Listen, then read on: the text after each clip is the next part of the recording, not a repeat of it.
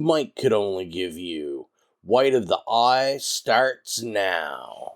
10 years ago, she married the man of her dreams. I love you more now than I did then. But does she really know him? Do you, baby? How much is she willing to understand? You know I do. Or forgive? I couldn't believe it. It's like somebody else is doing it and I'm watching and I'm going crazy. This is insanity. I don't believe you. I think you're making this whole thing up. Can't run any longer. Finally, she must ask herself if the man she married is a man she knows. I got the key, Mom! The kid. Danielle, Come on, Danielle! This way! This way! This way should be fine! I'm coming for you. I love you, Jody. I love you. I saw this whole place on this TV I got in my head. I can see it all in Technicolor. David Keith and Kathy Moriarty go beyond the limits of love in White of the Eye. We're going to expand our weekly video segment to take you into the back shelves of your local video store, back where it says horror videos, and where kids are devouring some awful films that we call the video nasties. Are you freebasing? Inquiring minds want to know. I have to break free from this culture of mechanical reproductions and the thick incrustations dying on the surface. From the prime time, bitch. Mom with the new Fletch. The pain, I can assure you, will be exquisite. As for our deaths, come with me and be immortal. We have such sights to show you. Gotta return some videotapes. Hello, horror hounds, and welcome to the It Slays podcast. I'm your humble host, Rowan. This is a degenerate utopia, Mike. And it's me, Colton. It is October 19th, 2021. We are here talking about Mike's pick for OCTHORRORFEST, White of the Eye from 1987, directed by Donald Cammell, or Camel, as we were trying to decide before we recorded. I feel like either way, as Colton said, this is probably the only shout out he's ever received. Our question for the day, I came highly unprepared to ask anything, so I figured let's keep it somewhat simple. Instead of what have we been watching, how about what future movies are we looking forward to seeing that are coming out, whether it be, it doesn't even have to be a movie. It could be a television series. It could be anything. We'll start with you, Colton. Yeah, well, I mean, it's pretty obvious. We're here recording this on October 19th. No clue when it's going to be actually put up, but I'm highly anticipating Dune. I cannot wait to go see that at the end of the week. Like, I have 4 or 5 friends of mine. We're all going in IMAX, and I don't know. I'm just craving to get back to the regular theater experience. So I'm looking forward to that. Also looking forward to Last Night in Soho, which comes out in, I think it's next week. So looking forward to that. I absolutely love Edgar Wright. I'm a big Anya Taylor-Joy fan from her The Witch days. And I mean, I'm not gonna lie, I'm kind of anticipating the few different Marvel movies coming up as well. I'm gonna be a nerd. I am kind of looking forward to Spider-Man No Way Home. I want to see if my man Tobey Maguire makes it back in the movie, and if Andrew Garfield doesn't make it back, I'd be fine with that. But yeah, it's a few things I'm looking forward to in the next couple of months, at least when it comes to movies. How about you, Mike? Well, I've got a few. I also really, one of the movies I've been looking forward to most all year, is also Last Night in Soho. Again, being, a fan of everyone involved, and, it just looks really, stylish and cool and fun. I really like the aesthetic. Even though it came out a few days ago, I still haven't seen Halloween Kills, and even though, it's been getting kind of mixed word, I don't care. I really want to see it. I want to see my Real Housewives stars and, Jamie Lee and Judy Greer. And other than that, honestly, I was really looking forward to Slumber Party Massacre remake, which I saw on Saturday. So that's essentially one of my big ones for the year ticked off. By the way, it's excellent. Everybody watch it.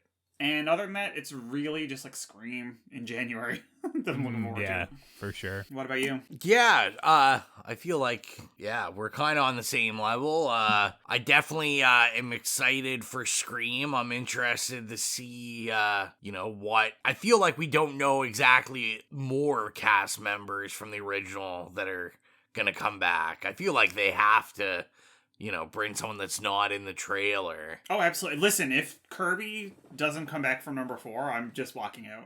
I mean, I need some And I mean walking out at the end when the credits roll and she's Of not course, out. yeah. You gotta stick around for the after credit scene. I mean, you never know, right? Like, it's... Yeah. I just need, like, coming back from the grave, like, Skeet Ulrich or something. That's all I really want. Oh my god, fuck Skeet Ulrich. I want Rose McGowan back. Skeet Ulrich just doesn't age, like, whatsoever. I'm jealous of his because he genes. always looked like he was 50 years old. Oh my god. I mean, so if you call that not aging, then yeah, you're totally 100% right. Such a hater, Mike. You're such a hater. I'm not a hater. I think he's excellent. I just thought he was 50 years old when I saw Scream, and he could be 50 forever, so that's good for him, I guess. Just took him 30 years to grow into it. Terrible. Savage. Also looking forward to Last Night in Soho. I also really like, Edgar Wright. I'm interested to see it looks like a take on a giallo film, so I'm interested to see that, especially since we had Malignant, which was like kind of a supposed to be another take on a giallo film. I've seen people saying this movie is an American giallo film that we just watched, so maybe I just don't like giallos that much, but hopefully Edgar Wright will make me like him next week when I go see that. And I feel like, Halloween Kills, so I still haven't seen it yet. I think we're gonna try to go to it Friday. It's one that I keep saying I'm like, I'd like to go to the theater and see. It's probably, it's one of the few, I think we've talked about it before, Exilia hates the theater, so, because she falls asleep. Oh, really? I'm like the opposite. I'll fall asleep on my couch like all day, but in the theater, yeah, I'm there. I'm 100% in. Exilia claims it's perfect sleeping conditions, so she always just falls asleep, but I love how, for some people, sleeping conditions means being around complete and utter fucking strangers. Yeah, and being like a little bit too cold or a little bit too hot, and the floor being sticky in these dirty ass seats. I mean, whatever. God love her. Whatever floats your boat. But so I'll be excited to see that, and I guess kind of a little odd, not really like a theater release, but I'm interested to kind of dive into this year's Blumhouse releases on Amazon. I didn't get a chance to do it last year, and I still haven't watched any of the ones released last year. Yeah, they release like 4 in October, don't they, usually? Or the last year, are they doing 4 again this year, do you know? Yeah, I think it's 4 again this year. Okay. So I think I'm going to try to watch all of them just to see how they are. Like, I feel like they're fairly like quickly shot, quickly done films. So yeah, I'll be interested to see what they can bring to the table. Oh, and Antlers. I'm looking forward to that next week. I can't remember the cast or anything, but that movie's been getting like delayed for what feels like the last 2 years. So I'm looking forward to Antlers as well, especially. I don't know, some fans of the podcast are probably looking forward to that as well. Yeah, I'll definitely check that one out as well. That's one that's been on, like you said, that's been on my list for 2 years. So yeah. It'll be nice to finally see it. But yeah, let's get into the main event. White of the Eye, Mike's pick. Mike, why don't you hit us with the bio before we start? Oh, sure. I'm glad you asked, Ro. Let me hit you with it. Evidence of mutilated housewives points to a sound expert living unhappily with his wife in Arizona. And riveting stuff. Curtain. Thank you, Letterboxd, for keeping it very concise. Sadly, the movie itself wasn't quite as concise. Period. So let's talk about first experiences. Is this our first time seeing this film? Or is this in heavy rotation every year for us? Let's start with you, Mike. This was your pick. Actually, it's one of those movies that I used to see around like old rental shops and stuff when I was young, and I kind of was intrigued by it because, you know, it sounded like my type of movie. I mean, I always had that fucking taste in movies even when I was a youngster. And years later, I saw one of his other movies, Performance, which I'm not gonna lie, I watched it absolutely like blitzed out of my mind. I don't really remember very much about it, but I remembered really liking it and thinking that it was fucked up. So that made me want to watch this more, and also I really love Kathy Moriarty, so I was like, boom, done. Like, oh look, it's out everywhere now, because, you know, Arrow put out a version of it, it's on Tubi, it's on Shudder, like, let's do it. So this was actually my first time watching it, even though I'd wanted to see it for years. All right, how about you, Colton? Definitely my first time watching it. I've never even heard of it. Like, literally the first time I heard about it was a month and a half when you sent me kind of like the upcoming episodes, what we wanted to record, and, you know, oh, which episodes do you want to be on? And I was kind of like, oh, I'll be on a Mike pick for sure. Oops. Well, I did watch it. You picked the wrong Mike pick, didn't you? Yeah, I kind of think so. I watched it on Shudder there, you know, finished watching it probably about an hour and a half ago now. And yeah, it's my first time watching it. I don't think I'll be throwing it on next year to check it out, but I don't know. I've seen worse this year, so. I know Exilia in her mind was so happy just thinking, like, look at this sucker. Yeah, saddled with this one. Yeah. But yeah, no, same here. I had literally never heard of this. I usually never expect to hear of anything that Mike picks. Although Mike knows I go in with a very open mind. Mm-hmm. You know, I will give you that. Yeah. I mean, After Midnight, Eyes of Laura Mars, like those two alone win my Mike respect on picks that I'm like, this looks terrible. And then you watched it and it was like life altering. That's right. Yeah, I got to check those out because I haven't seen those either. So. Oh, fantastic. Both of those. I remember when we put After Midnight out that we all really liked it. But I remember editing and stuff, and I was saying to Exilia that I was like, I just feel like no one's ever heard of this movie. And I was like, I know it's a Scream release, and so it's going to have like... Yeah, but it was one of those ones that was bare bones. It didn't get like the Royals Scream Factory treatment or anything. And then I remember we put it out, and I was actually surprised, like it did like very well. And then I was like, oh, maybe this is a bigger deal than I thought. It's definitely still a cult oddity, but... You know. I guess I'll stop what I'm doing, which is just... trying to talk about After Midnight instead of White of the Eye. White of the Eye. Horror Hounds. Do you guys like horror music? I like horror music. Exilia likes horror music. We know Mike definitely loves horror music. So if you love horror music like we do, join us on Spotify. We have a playlist up called the It Slays Podcast Horrific Playlist. We have some of our favorite tasty jams from some of our favorite horror movies, and we're always consistently adding to the list. And let us know. You can email us or Facebook or Instagram us and let us know if there's anything we should add to the playlist. I want to start a little differently this episode.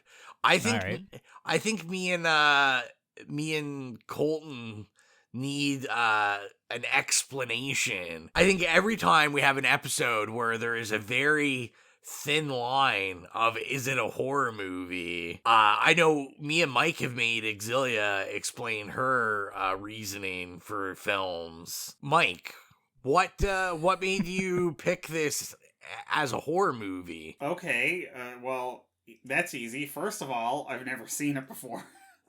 So, second of all, the plot made it sound like a domestic slasher movie. Yeah, that is true. And then you had, like, Arrow and putting it out and Shudder picking it up. So, tell me how I was not gonna think that it would fit squarely as a horror movie. Well, I have to come in and vouch for him a little bit as well, because before watching the movie, I was kind of like, oh, is this a Mike pick that's not even classified as a horror movie? Like, is this kind of artsy? Is it out there? And I checked, and it was listed as a horror thriller.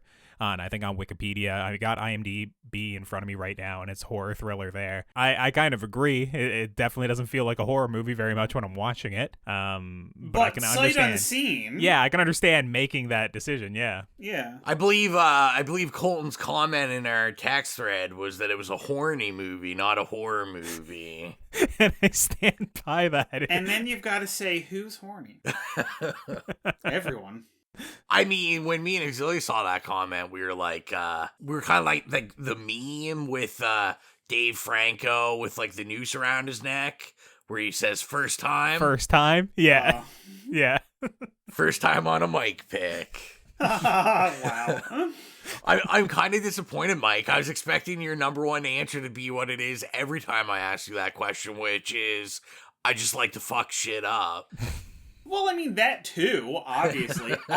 And you know what? I mean, I did think that it was going to be one of those that was going to tread a fine line. So, of course, I wanted to push it and, you know, piss you off, because that's what I love to do and you live do love to do that. You do love it. But, you know, I did have extra justification this time, not just I want to fuck with you, Rowan Fraser. You're exonerated. Yeah. All right, well, let's get into the first main question, our favorite scene. Colton, let's start with you. Yeah, for me, I actually didn't think like this movie started off very bad. Like I mean, the opening credits of all the shots of the birds in the sky is a bit much, but when you get into like actually the first murder, where it's kind of showing like the goldfish, and they take the goldfish and put it in with like the ham or the ribs or something, and it's kind of like flopping in there, and she's making a couple of phone calls, and I think the killer just comes out of nowhere and like smashes her head against a painting and then throws her across the table and stuff. Like, it's a very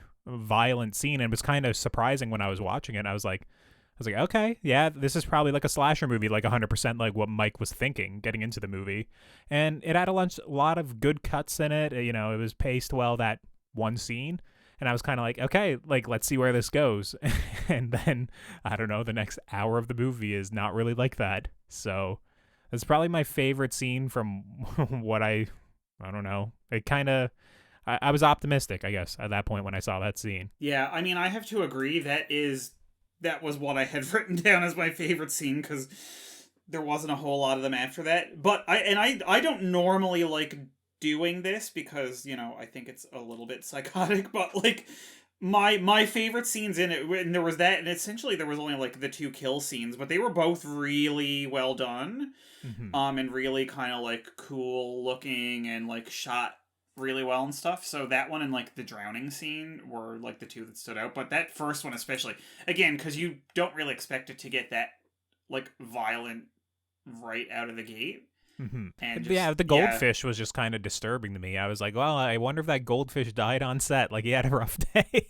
Yeah, that was. They're like, quick, you have like 10 seconds of shooting before we got to throw this back in the bowl. Yeah. Yeah, I feel like I'm kind of aligned with you guys. When this first started, other than, like you said, the kind of the bird shot, stuff like that, but the music came in, I was like, okay, I think I can kind of get into this vibe. Mm-hmm. Yeah. And then that opening scene, I was like, fuck yes, another one for Mike. And I was like, it was colorful. I mean, it was everything you'd want a giallo to be. And I was just like, this is going to be awesome. I mean, I love my giallos. So I was just like fully on board. And then I kind of have a secondary favorite scene, and it is, right before the second kill. Is it the second kill? I kind of have the mix up now. Oh, maybe it's not the second kill. It's when the lead is calling her best friend and telling her to call her after she's done the movie. Yeah. And Mrs. is like, I might be sucking a dick, so we'll see. You might be getting murdered by your husband, but I got some head coming my way, so... Well, my favorite part's a little before that. It's as we're exploring her bathroom, and she just has the magnificent Billy Idol poster on her bathroom door. I was they like, did go out of their way to shoot that in the frame, so... But what I enjoyed most is like there was some sort of breeze or something, and you could tell the poster was on the door with one strip of tape at the very top. And I was just like, who would ever hang a poster like this? Like, I now want to hang all my posters like that because it literally looks like a psychopath did it. Well, speaking of psychopaths, who like has their radio in their vehicle and then someone puts a cigarette in it and then they pour their whole 7-Up into the radio? Like, I was watching that, I was like, what is this? Like, who would react that way? And then go, geez, why isn't it working? Yeah. Let's see, there's soda and cigarette and God only knows what else in there. Yeah. I like when he took the stereo to get fixed, that he like justified why he had to pour the pop in it. And he's like, I didn't want to see it get ruined by like smoke and fire. Oh my God. I was like, I mean, those famously fragile 8-track players. Right? One thing I will say that I was very intrigued the entire movie was the music. The music selection, which was fascinating and peculiar. Very bizarre, yeah. It was a really odd mixture of experimental, like, rock, but then, like, kind of pop rock songs, like classic rock, but then opera. I was just like, this is... For me, it was just, like, too confused. Like, they had all this licensed music, and then their original score would come in, like, over top of it, and they'd have both of them playing at the one time with a weird mix, and then the licensed music would fade out, and the score would come back in. It was just, like, I don't know. I do get what you're saying. Like, there were certain parts that I thought it worked well, but overall, it was just kind of just noise, I guess, at times. Yeah. Apparently, one of the guys from Pink Floyd was involved in the music. So Nick Mason basically handled the music and everything. He's the drummer from Pink Floyd. I thought that, hey, that was kind of interesting. And I feel a little let down with anything, you know, associated with Pink Floyd, like, touching this and it not being what it could have been. I felt, kind of for a modern comparison, I felt the same watching this, music-wise, as I did when the first movie of Fear Street came out. Too many needle drops? Too many needle drops, and the needle drops were all packed in, like, the first...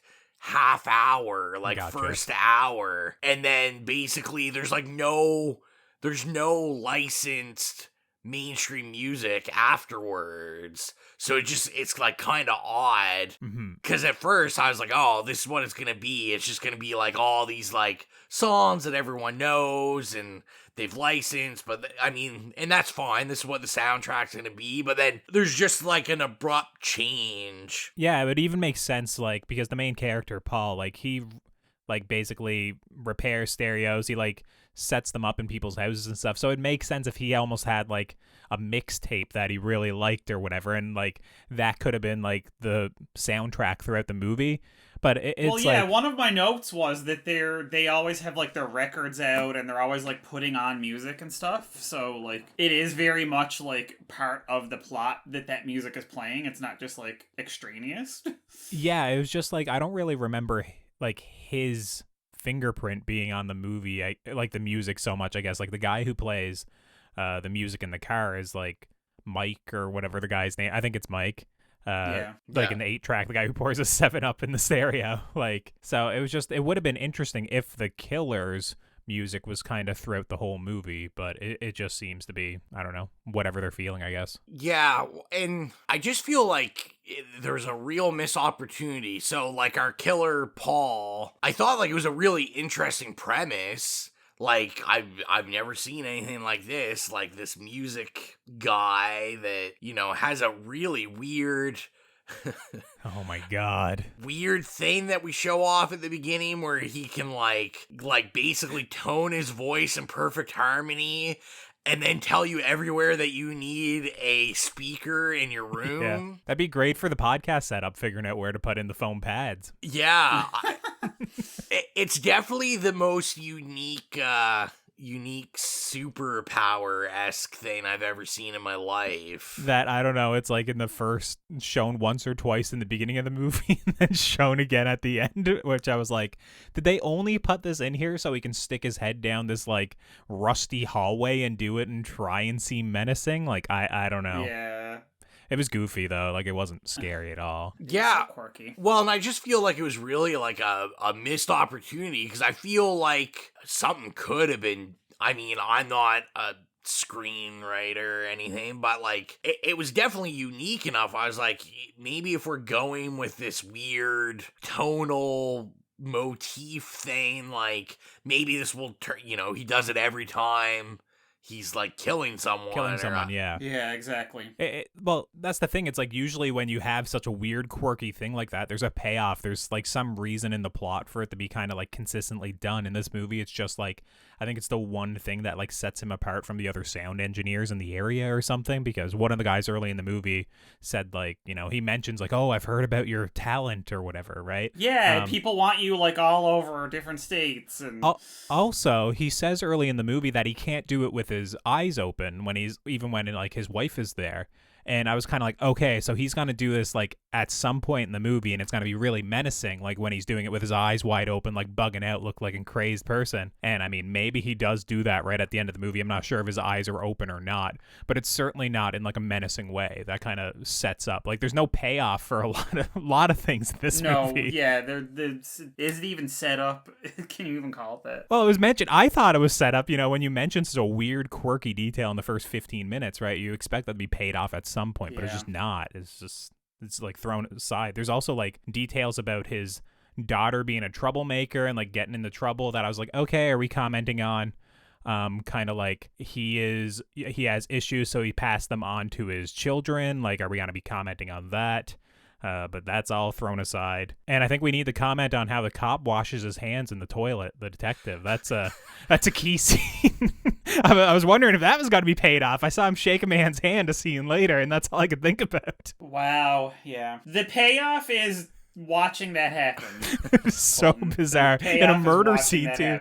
Blood all over the shower curtains, and he's just washing his hands in the toilet. Like, I feel like the cop, what was his name? Like Mendoza. Yeah, Detective Charles Mendoza. Charles Mendoza. I gotta give credit. Art Evans is the actor. I looked it up. I think he's the only one that knew what this movie was and was gonna be, because he's fucking weird in this movie. It's just like bizarre. He's the only one that I feel is like kind of not playing it straight. Like, he's super goofy. But that's the thing. I think they were trying to play this movie straight, which is the weird thing. But so he just like, he kind of like sticks out now the other way, where it's like he's the one who's actually playing into like a schlocky, what like should be a horror slasher, and everyone else is like trying to give this like nuanced performance, and it's like then he sticks out.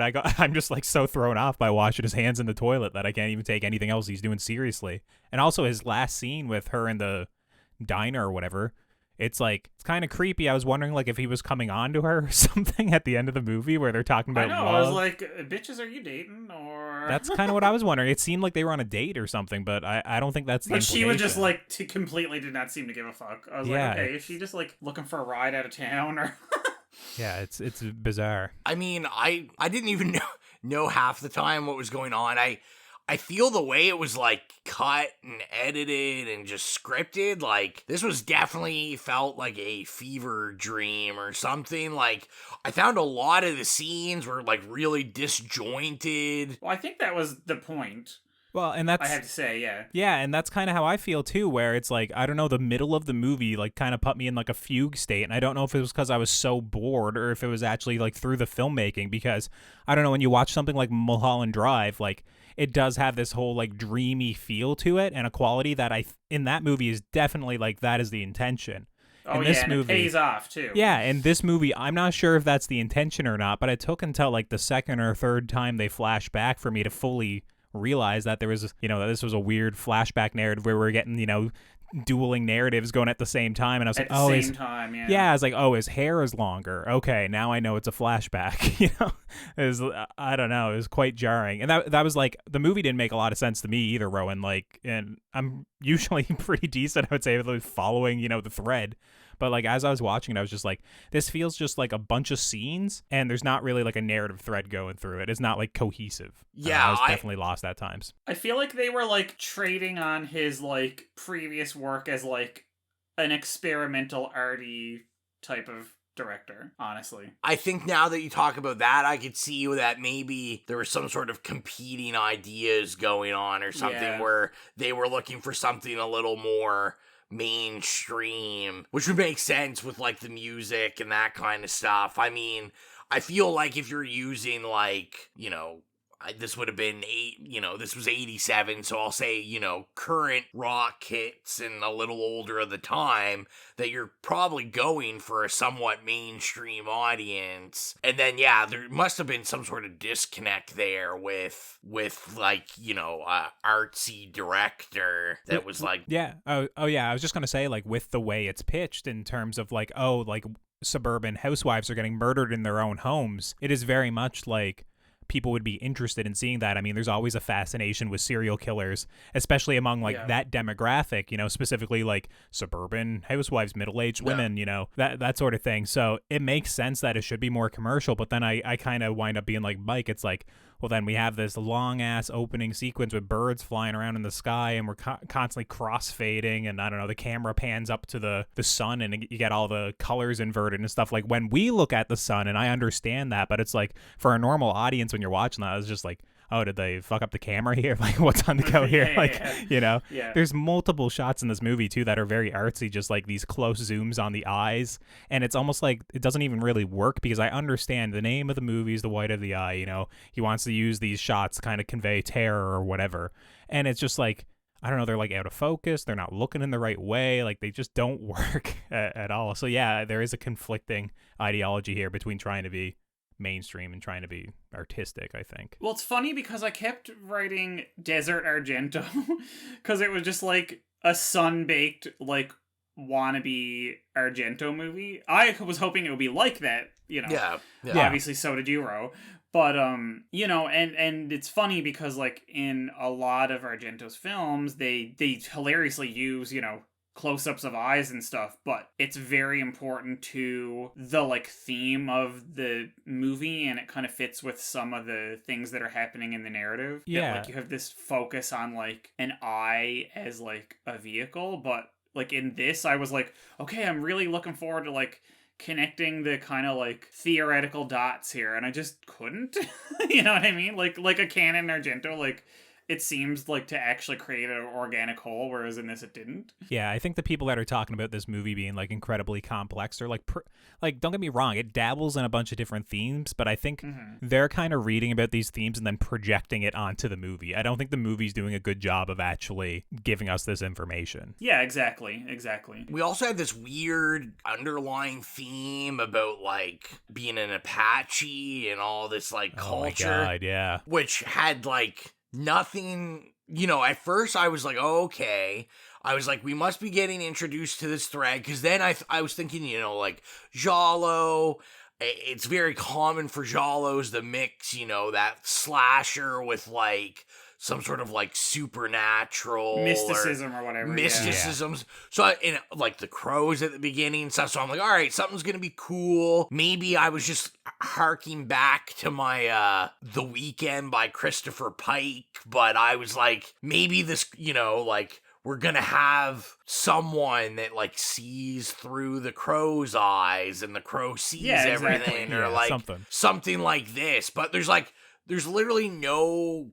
like you said, like, most of the threads in this, there's no payoff. I mean, other than we give Paul, like, some super huge necklace that I'm assuming is supposed to be like an Apache necklace, but I don't remember, like, did he once in the film like say that he was indigenous? I remember I didn't get it either, yeah. Like, I remember we had the kind of that confrontation with Mike in the flashback. Yeah. And he's like, oh, you know, like my great grandfather, like, was Apache. And I'm like, okay, you know, Elizabeth Warren, we get it. Yeah, because they do make a kind of a point at the beginning to be like, we're from the city, you know, like setting themselves apart. So honestly, yeah, I think it's literally in there like, I'm actually Aboriginal and white passing, so I have no idea, obviously, if Paul, the character, is supposed to be Native American or not. But I think, like, any Native American representation in the movie is very much just in costuming, or like, oh, we're going to give him the big knife that it's kind of like that's what's used to, you know, fillet animals, you know? Or, like, I guess the paint at the end of the movie, and, like, once again, I'm very ignorant of, like, Apache culture. I have no clue if, like, painting your face, like, kind of from, like, the eyes down to the chin is like a thing, but I have seen that in other movies when Native Americans have been depicted, like, you know, kind of the red face paint on covering half the face. So I have no idea but like that's basically all I can kind of point to in the movie of that representation. It's like the dangers of appropriation. Yeah. if that is indeed what it is. I mean, I would assume, I know when I was reading about it, it said that Donald Kamel was like, that, like, Apache, specifically Apache culture, is like an obsession of his, and that he was really into it. To me, that's kind of what I thought after I read that. I'm like, okay, like, an artsy director, and he just, like, it's something he's really into. He wanted to work it in, and there must have been, I mean, I don't know, there's not a lot of information on this movie, so I don't know how, like, the editing or any of the financiers' input would go into it. Mm-hmm. But, I mean, I'm very curious at it, like, and I'd have to look further into, like, the Arrow edition maybe or something. Like, I wonder if there's, like, a director's cut of this, or, like, because to me, a lot of the hard edits in it, and edits to me that make the film just not make sense, because, like, I found that the cuts would just abruptly be in something, then you go to something totally different that had nothing to do with the prior scene. So I was curious that, like, maybe if this was just cut the shit, and this is just kind of, you know, one of those things where a film, if it's cut too much, just becomes a mess. Yeah, I was wondering the same thing as well, because after I finish the movie, like, I read up on the Wikipedia just because it's like, did I understand all the plot beats? And when I was reading the Wikipedia, they had, like, the reveal of, like, him brutally killing the deer and, like, putting the blood on his face and stuff, like, way further up in the Wikipedia summary than when it is in the movie. Like, in the movie, it's literally within the last 10 minutes, or at least the version I watched on Shudder. In the Wikipedia summary, that's, like, midway through the summary, which, obviously, if we know Paul is the murderer halfway through the movie, like, if he's the murderer, there's extra tension to all the scenes he's in, especially with women, because he is very much like a womanizer in this movie. So I kind of wonder, like, yeah, is there a different cut of this movie, or you know, was the Wikipedia summary just, I don't know, they just spoiled details before, like, the movie actually reveals them? Like, I have no clue. I guess, you know, we're talking about, like, the Apache stuff. I was just quickly, while you were talking, I was looking at, like, the IMDb trivia, and it said that basically Donald Kamel had commented on it and said that he was fascinated by Apache legends. Apache. I think I never say things right. I say Apache, but I'm not sure if that's correct either. Yeah. Apache legends. He came up with the film's title, the phrase "white of the eye," which describes those who look too closely into the eye of violence, and how being a witness leaves a mark upon the viewer. So why the fuck wasn't that in the movie at all? Like, why wasn't that, like, the main theme of the movie? Like, this movie, it spends so much time just talking about random nonsense. Wasn't that like a conversation in it? Like I like, obviously I get that near the end of the movie, especially with him kind of dressing up in the suicide vest and, you know, wanting to take like his wife and child out with him, I presume. I'm not sure what exactly he's doing there at the end of the movie. Yeah. But like, yeah, the movie just like, that is a better description of the movie from the director answering a question than what I got watching this hour and 50 long minute movie. Yeah. Yeah, well, and see, to me, like, even the eye metaphor, it doesn't really make sense, because when the film starts, I was like, okay, so, like every, you know, I was like every Mike pick, this movie has something to do about eyes, because Mike, you know, loves his giallos, and so right? That's why I brought it up. Yeah, into the soul.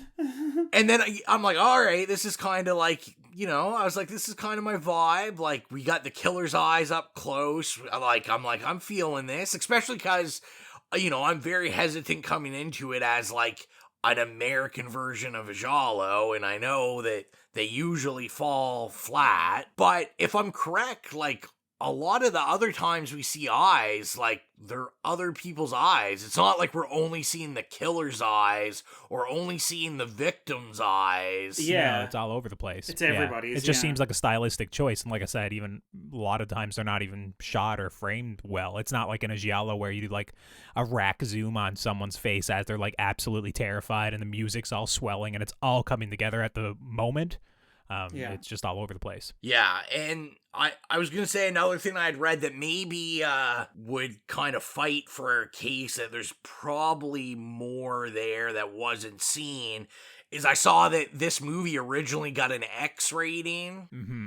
For what? And then Marlon Brando wrote a letter to the MPAA, like, basically saying that it should be an R, and apparently you do what Marlon Brando says. Yeah, I assume the X, though, would have just been, like, more sex scenes, right? Like, more titillation, because, I mean, there is a lot of sex in this movie, and a lot of, like... Yeah, but it's all very tame. Yeah, but that could be the thing, where it's like, I love that sound of disappointment. Sure, Marlon Brando, you know what? It could have been really hot. There should have been, like, a lot of nudity and stuff in it, but there wasn't. Well, we're talking about a giallo again, and at least this one has some sex in it. It's not like, you know, it's not completely sexless like Malignant a month ago, but, like, this is closer to what I would expect from a giallo, at least, in that regard. Yeah. So, yeah, maybe they just cut out a lot of, I don't know, boobs. I have no clue. Well, and now that I really think about it more, you know what this really reminds me of? This reminds me of something that would definitely be on Showcase at like 11:30, 12:30 at night when I was like 8 years old. Which, of course, is a mood and a vibe.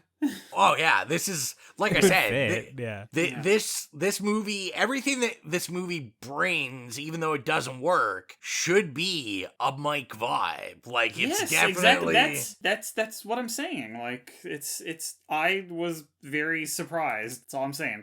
I mean, most people would probably be surprised that you weren't the curator for, like, late 80s, early 90s Showcase. If I could go back in time and do one job, it would be that. But you know why? Because it would be this circular thing, because it informed my aesthetic to begin with. And then I'm like, I want to go back and, like, play those movies, and it would just be me, like, temporarily feedback looping myself the same things over and over. That would be amazing. One thing that I definitely feel needs to be brought up, and I don't say this lightly, because I tend to like to be a positive guy, people that live their lives, you know, do what they want to do, look how they want to look. And I don't like to speak ill of underage actors. Oh my god, I know exactly what you're gonna fucking say, because I got notes about it. But do we have a Don't feel bad. Do we have a candidate for ugliest kid ever in a movie? I called it, it was, I kept calling her the girl with the adult face. What's awful is you're bullying this kid, and it's literally a plot point in the beginning of the movie where the kids are bullying her about being too fat and ugly. You're just piling on. We're all like, yeah, we don't blame them for bullying her. That haircut alone, I mean, I don't support bullying, but I feel like... In this case, you're jumping on the bandwagon. I mean, I feel like just the haircut... You're not supporting it, you're perpetrating it. cut her hair. I feel like that would help. 30, like, she has this weird, like, mullet / like rat tail thing going on. I mean, the haircut certainly doesn't help. She's killing it. And I get it. Like, I mean, 87, I get it. I was born in 87. Thank God I didn't have hair probably until...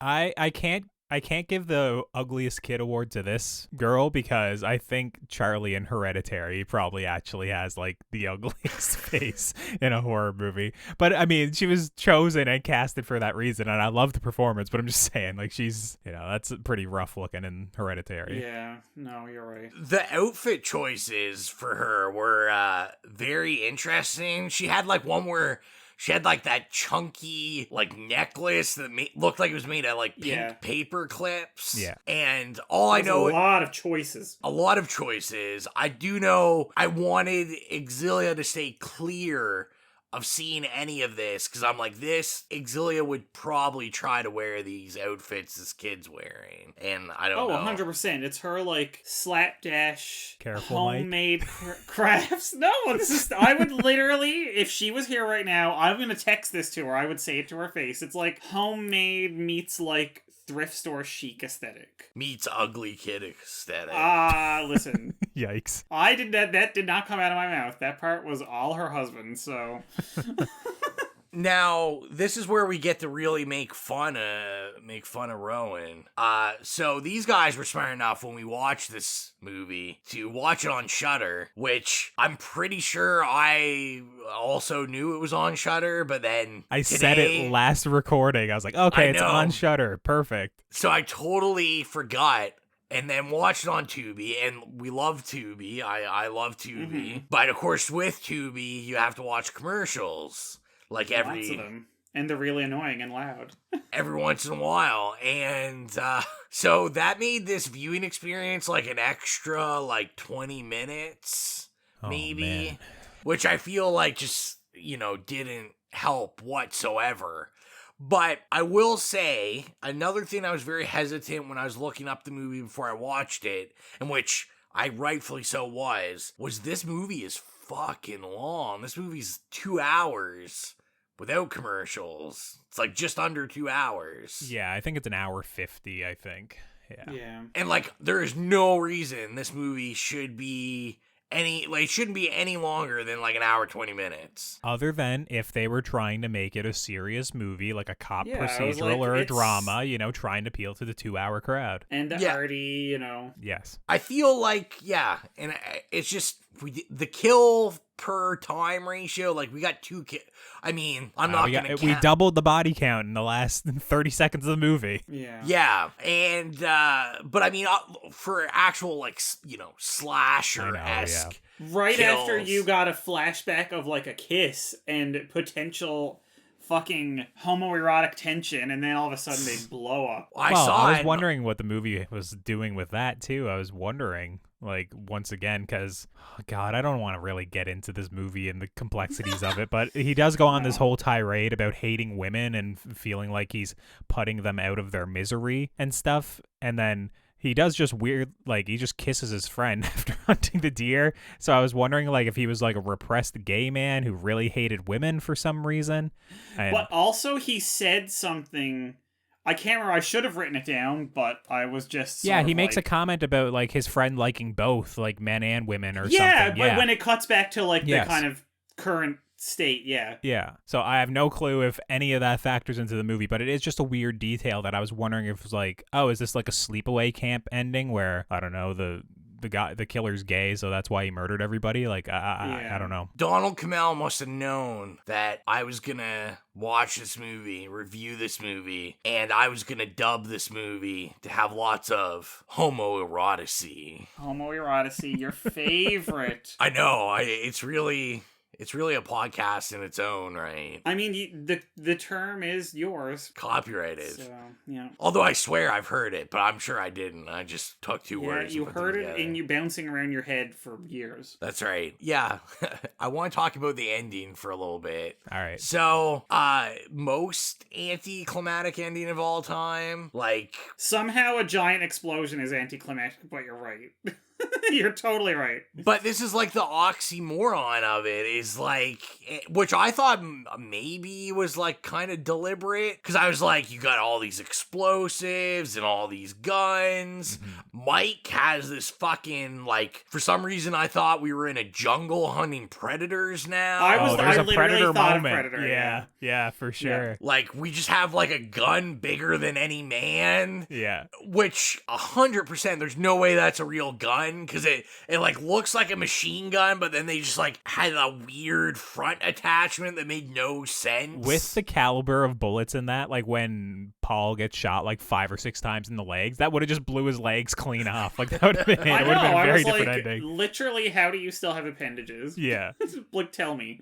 Well, and I mean, I know it's like a common movie trope, but I just like it because it's like, oh my god, like, don't hit the explosives. And I'm thinking, like, why are we not just taking this revolver and just shooting him in the forehead? Like, like, it'd be done. Because it's 1987. This guy doesn't have a remote or anything. This guy's got to literally light a fucking wick or whatever. His bick, a wick bick. Oh, yeah.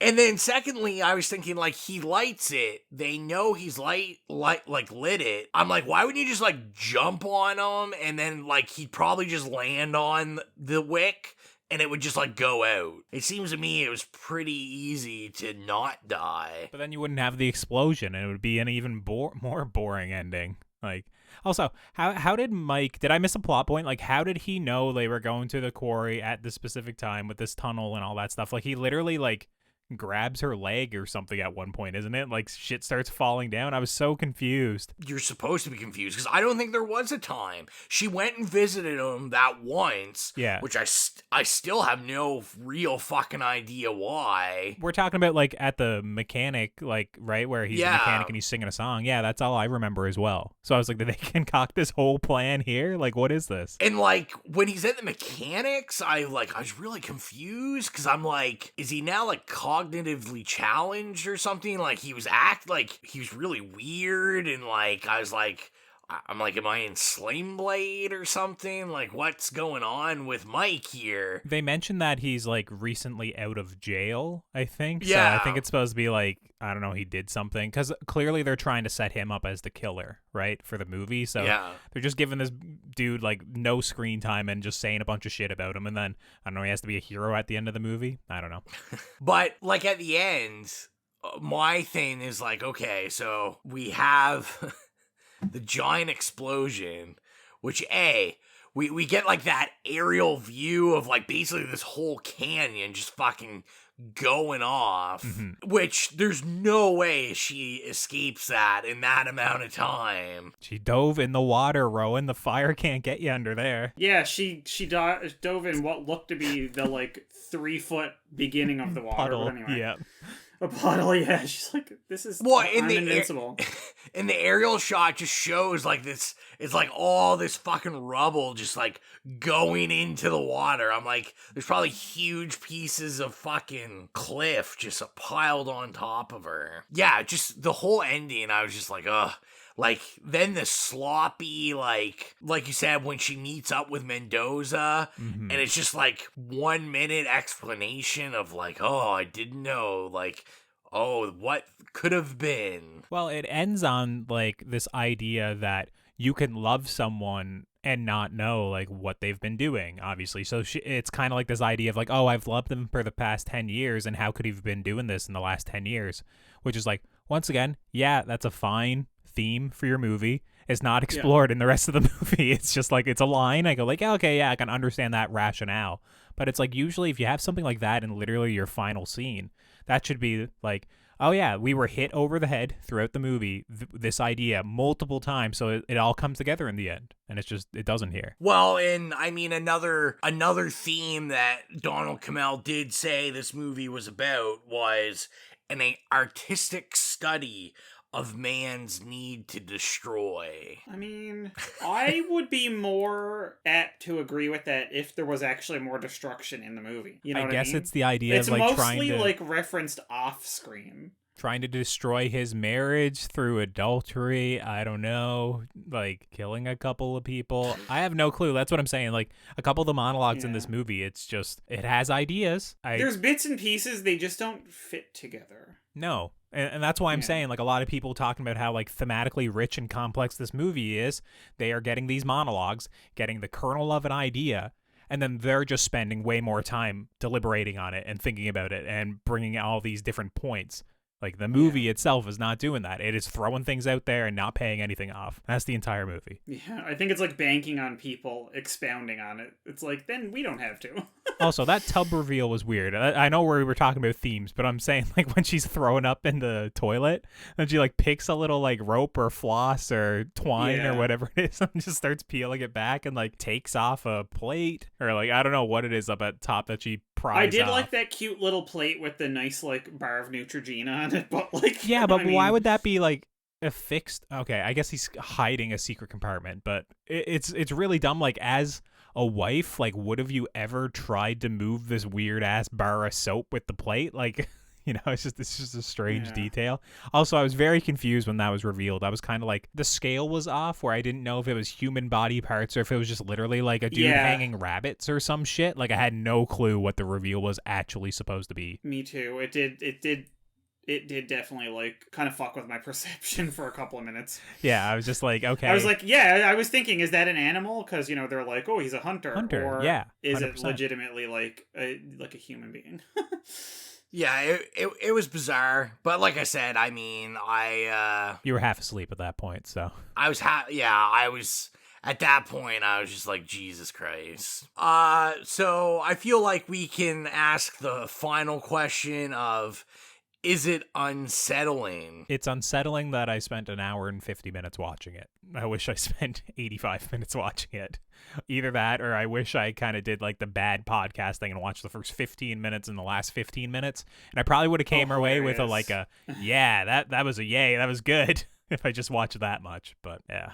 Yeah, I think the only unsettling thing about it are the cuts. That's pretty much the only thing that unsettled me. Oh my god, and just the cop washing his hands in the toilet. That's truly unsettling. Oh yes, of course. Yes, that's unsettling. Yeah, I agree.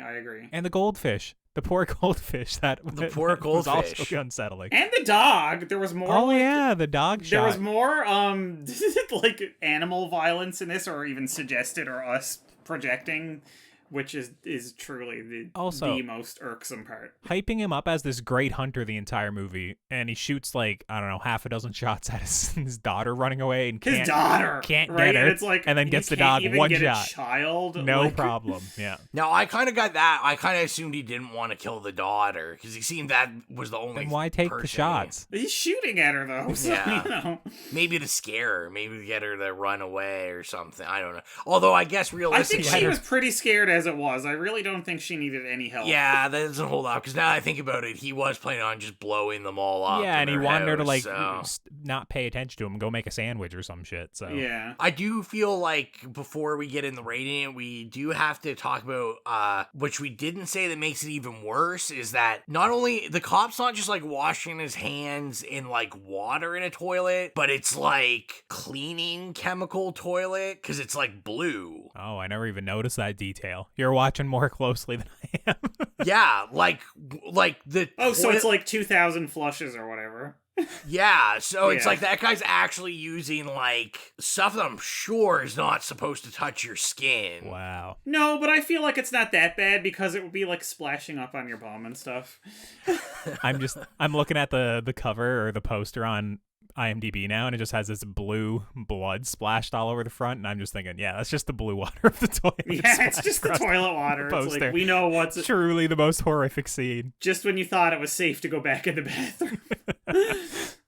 See, they knew when they were making the movie. They're like, yeah, put the toilet water on it, see if anyone catches that this movie's shit. I didn't give away my rating, I swear.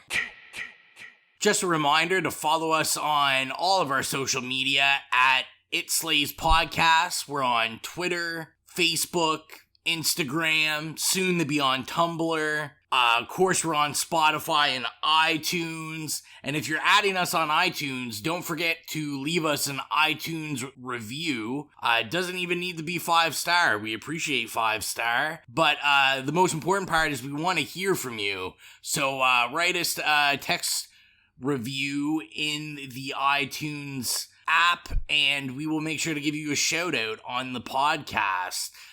Every review helps as it bumps us up in the search engine, and that's what it's all about. Back to the podcast. Yeah, well, let's go in the rating this bad boy. So if you're new to the program, our rating system is nay, okay, yay, or slay. Mike, this was your pick. Why don't you start us off? Honestly, I'm gonna give it a nay. There were things about it that I liked. Like, first of all, this is probably, and you can mark it in your book, Ro, the first time that I was not able to spend 20 minutes talking about my love for the lead actress. But I do, and that's one of the reasons why I've always wanted to see this, because I love Kathy Moriarty. She's been in a couple of my favorite, cult movies, Soap Dish and But I'm a Cheerleader. Yeah. And she's brilliant in them, and I think she's, a really cool, versatile actress. But she was not enough to save it for me. And I did like a lot of the shots and some of the, just the framing and stuff, but again, it just, everything else just didn't mesh for me, so those elements and, kind of the weird, cool music and stuff just didn't, none of that was done well enough to really salvage it for me. I think maybe 5 years down the road, if I pick up the Blu-ray for, cheap somewhere or whatever, and give it a go and watch all the extras, and maybe I'll see it in a different light, but just right now, it didn't do it for me. And I had very high hopes for it, too. So that was the other thing. So I was really, really, really expecting, this, kaleidoscopic art house American Argento starring Kathy Moriarty, and it was not that. It tried, but I think it failed. So that's, it's lesser than the sum of its parts for me. How about you, Colton? I was going to say you should go next, Rowan, because you always go last, so let's hear it.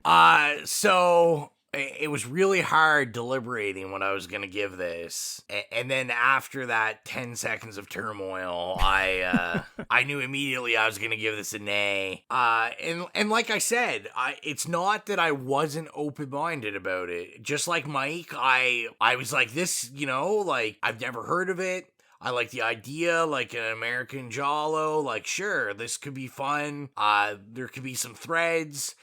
Even the weird beginning, I was like, okay, close-ups on the eyes. The beginning murder was, fantastic. The color was amazing. I was like, awesome. We're in for a show. And then basically it just dropped off after that first murder. Mm-hmm. I literally had to watch a entire scene of a cop that you kind of think's going to be important, but isn't, floss his teeth. And that's kind of where I really started to evaluate my life and what I was doing. It wasn't even artsy enough of a shot to just stand as this is a really cool shot. Yeah. You know what I mean? I was just it's just a close-up. So, I mean, I'm assuming if you're listening to this episode, you've seen this film. And I'm almost scared to say that if you're listening to this episode, you might even like this film, because I saw it doesn't really have a terrible rating anywhere. No, it's a lot of the when it got re-released, a lot of the articles I saw about it were very glowing, which is great. I mean, one man's trash Power is another man's gold. Yeah.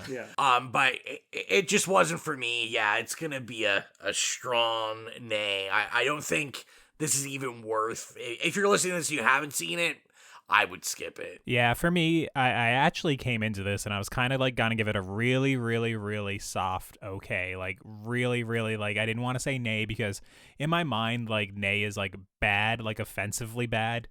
And I was kind of this was more of a meh. I don't care. It's mediocre completely. But, I mean, we don't have that rating. So, yeah, I'm going to have to go after talking through it with you. Yeah, exactly. Yeah. Yeah, You're after right. talking through it with you guys, it's like, yeah, I'd have to give it a nay as well. I don't think it's as strong as Rowan's.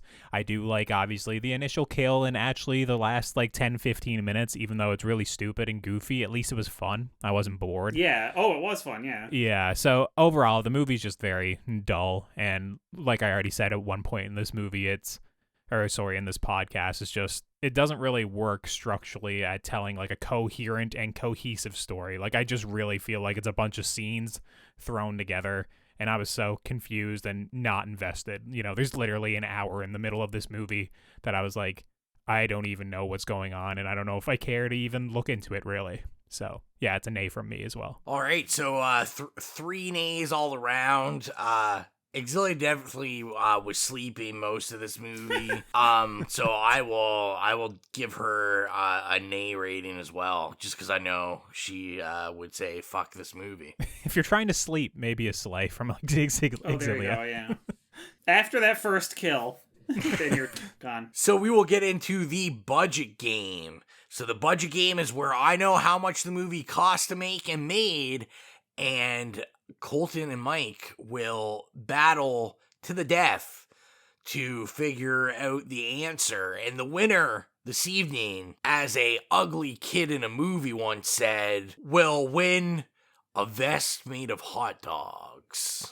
Oh, wow. We will start with the cost, as always. Colton, what do you think this made? Or this cost? I have no clue what this made or what it cost. I don't know. There's a big explosion in it. I feel like they just did it in an empty quarry, probably on a blasting day. There was probably literally nobody around. It was just a overhead shot. I don't know. Let's go with $500,000. I don't know. I have no clue. 500,000. Good guess. Mike, what's your guess? $8 million? I don't know. Pink Floyd people were involved in it. I feel that is true. Yeah, there was definitely budget going somewhere. I don't know where, but it was somewhere. So the closest will be Colton. So the film cost $2.8 million. Okay, but I'm still off by quite a bit. Yeah. Yeah. So art takes money sometimes. So. And I feel kind of like Mike said, I feel like a lot of that budget probably went to getting the drummer from Pink Floyd and licensing the music and all that kind of stuff. And probably a fair bit of cocaine, but anyway, that's just conjecture. That's right. So let's do how much this film made, and we'll start with you, Mike. Okay, well, I guess I'll go down and say $6 million. $6 million. I'm probably still off by $4 million, but whatever. So we don't have a White of the Eye 2. And this was made for 2.7? I don't know, man. I'm gonna say $1 million, $1.5 million. So you're both over. Colton is the closest. So the figures are only, I take it only was a North American release. Oh, okay. It made $225,000. Big hit. Which, I mean, I think, like we said, it's got an Arrow release now, but definitely, I think is more of some sort of cult movie. I don't want to say classic, but cult movie now. So it doesn't surprise me that it didn't do very well. Hey, are you interested in becoming a horror hound? Then join us at www.patreon.com/itslayspodcast and check out everything we have to offer. We have cool things from podcast shoutouts to picking movies all the way to maybe getting yourself a free t-shirt. So if you're interested in joining us and becoming a horror hound, join us at patreon.com/itslayspodcast. So all that is left really is to announce our next film, which is our final film of OCTHORRORFEST. Woo! Which will see all 4 of us unite. Finally. Our power grows. That's right. We're like the Power Rangers, except with spandex far tighter. How can it be any tighter? But anyway. I was going to say no comment. We're not going to ponder that. So the film is, as always, we do every Halloween, we talk about a Halloween movie, and we go in order, because of our raging OCD. Mm-hmm. That is Halloween 3, the notorious, the celebrated. Season of the Witch. Michael Myers is great in this one. I heard it's one of his greatest roles ever. His best performance. Yeah. So we will be back for that. That's going to release on Halloween morning. All right, I'll hold you to that. You got it out there now, so you can cut it out, I suppose. Right. Yeah, Ro will just edit. Yeah. No, it will be out Halloween morning. I got some time to edit. I'll stop procrastinating, and it will be out. So I think that is everything for this evening. Thank you for joining us. We will be back. I am your humble host, Rowan. It's Mike. Bye. And I'm Colton. See you later. We're going to expand our weekly video segment to take you into the back shelves of your local video store, back where it says horror videos and where kids are devouring some awful films that we call the video nasties. Are you freebasing? Inquiring minds want to know.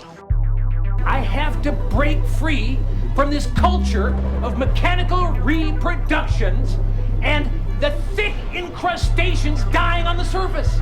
Stop the prime time, bitch! Long live the new Fletch. The pain, I can assure you, will be exquisite. As for our deaths, come with me and be immortal. We have such sights to show you. We've got to return some videotapes.